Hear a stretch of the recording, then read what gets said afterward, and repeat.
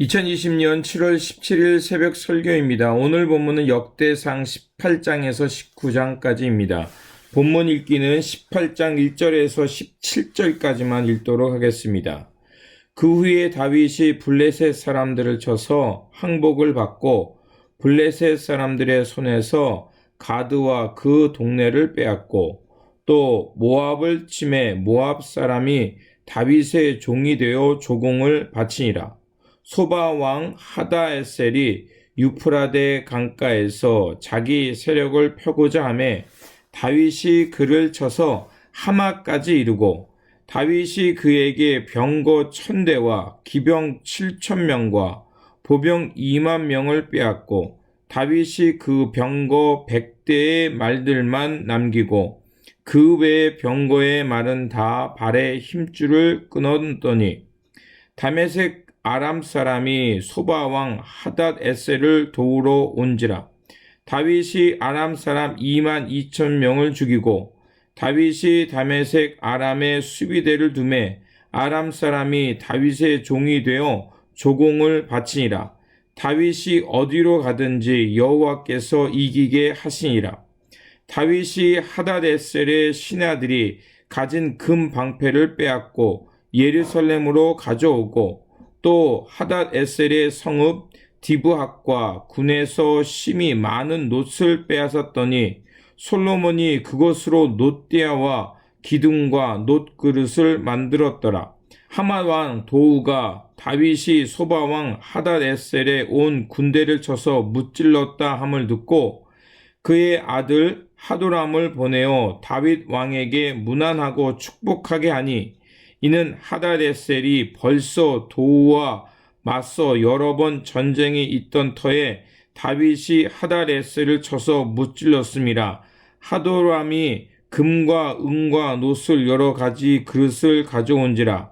다윗 왕이 그것도 여호와께 드리되 에돔과 모압과 암몬 자손과 블레셋 사람들과 아멜렉 등 모든 이방 민족에게서 빼앗아 온 은금과 함께하여 드리니라. 수르야의 아들 아비새가 소금 골짜기에서 에돔 사람 18,000명을 쳐 죽인지라. 다윗이 에돔의 수비대를 두매 에돔 사람이 다 다윗의 종이 되니라. 다윗이 어디로 가든지 여호와께서 이기게 하셨더라. 다윗이 온 이스라엘을 다스려 모든 백성에게 정의와 공의를 행할세. 수랴의 아들 요압은 군대 사령관이 되고 아히룻의 아들 여호사밧은 행정관이 되고 아히둠의 아들 사독과 아비아달의 아들 아비멜렉은 제사장이 되고 사워사는 서기관이 되고 여호야다의 아들 분하야는 그렛 사람과 블레셋 사람을 다스리고 다윗의 아들들은 왕을 모시는 사람들의 우두머리가 되니라. 아멘. 하나님은 다윗이 하나님을 위해 성전을 건축하려고 하자 그 마음을 기뻐하시고 성전 대신에 다윗의 이름을 존귀한 이름이 되게 하시고 그 가문을 통해 한 왕조를 세우시겠다고 17장에서 약속하셨습니다. 그 약속하신 하나님께서 다윗을 축복하시어 모든 전쟁에서 승리케 하십니다. 그리고 사사 시대부터 이스라엘 국가를 위협했던 블레셋을 공격하게 하셔서 가드와 그 성읍들을 빼앗게 하십니다. 가드는 블레셋의 수도입니다. 그런데 그것을 정복했다는 것은 다윗이 이스라엘의 굴레와 걸림돌이 되던 블레셋을 완전 정복했다는 것을 의미합니다. 그리고 다윗과 이스라엘은 점점 강성해져서 그 지역의 강자로 떠올랐습니다. 그래서 6절에 보면 그때의 그 힘을 이렇게 표현하고 있습니다. 다윗이 다메섹 아람의 수비대를 두매 아람 사람이 다윗의 종이 되어 조공을 바치니라. 다윗이 어디로 가든지 여호와께서 이기게 하시니라. 그런데 사무엘에서는 이 모든 일을 다윗 혼자서 한 것처럼 서술하였습니다. 그런데 여기서는 다윗이 혼자서 이런 업적을 이뤘다기보다는 후반에 나오는 것처럼 여러 군대 장관과 또 여러 사람의 도움을 통해서 이러한 역사를 이루었다고 얘기합니다. 그리고 다윗은 이제 왕이 되어서 온 이스라엘을 정의와 공의로 다스렸다고 14절은 말하고 있습니다. 그렇다면 다윗을 이렇게 이상적인 왕의 모습으로 표현한 이유는 무엇일까요? 포로에서 돌아온 이들에게 잃어버린 이스라엘의 주권을 회복하고 잃어버렸던 이스라엘 공동체를 회복하는 것이 매우 중요했습니다.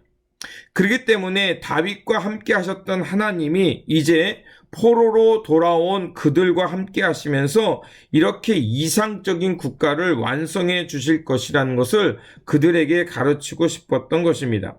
19장에서는 18장에서 블레셋을 정복한 다윗이 이제 요압을 통해서 암몬과 아람을 정복했다는 내용을 기록하고 있습니다.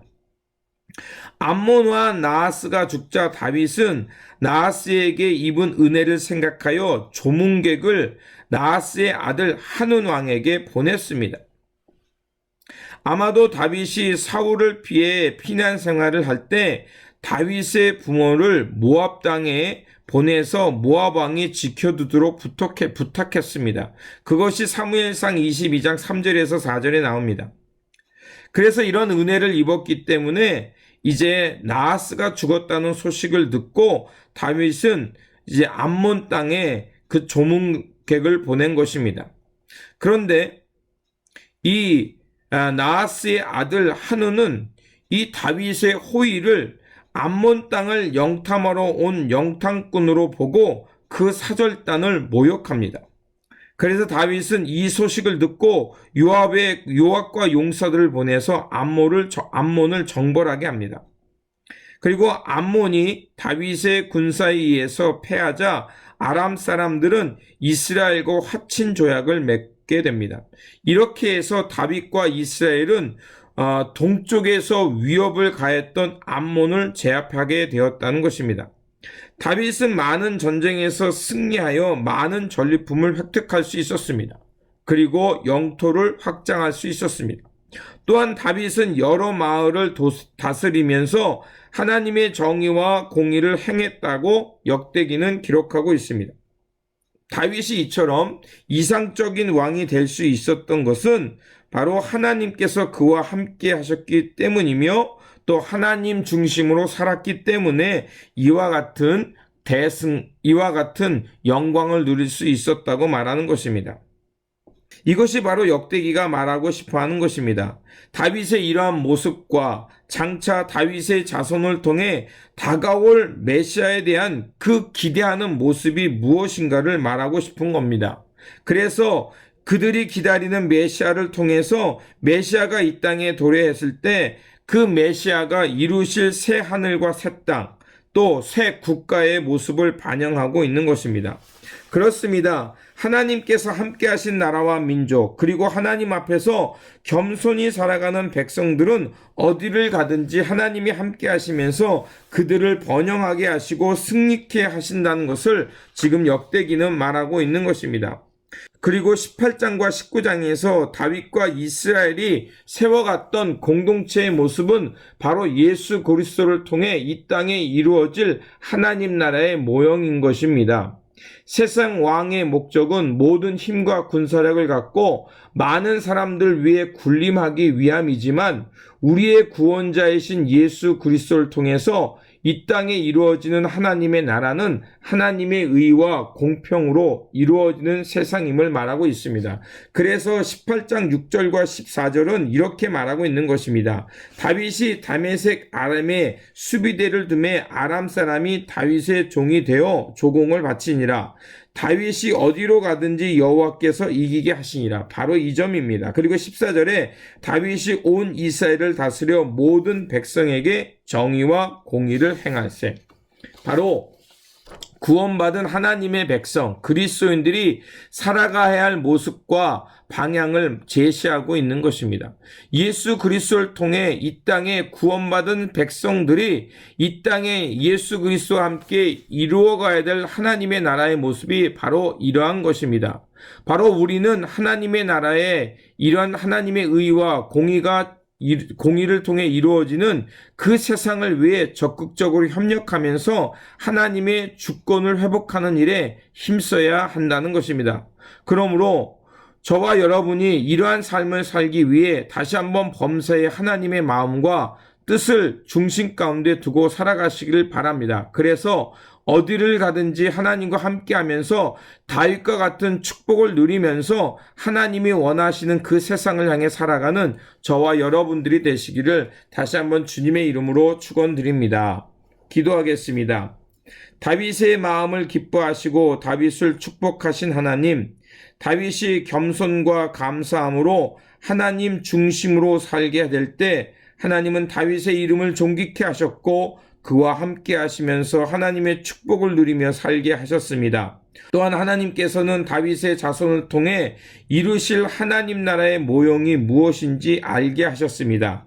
우리가 말씀을 통해 깨달은 대로 범사의 하나님의 마음과 뜻을 중심으로 살게 하여 주셔서 하나님께서 이루어 가시는 의와 공평이 임하는 세상에 적극적으로 협력하면서 이 땅에 하나님의 나라를 이루어가는 주의 백성들이 되게 하여 주시옵소서. 그래서 다윗과 같이 하나님의 이름을 높이며 하나님께서 주시는 축복을 누리며 살아가는 우리 모두가 되게 하여 주시옵소서. 우리 구주 예수 그리스도의 이름으로 기도드립니다.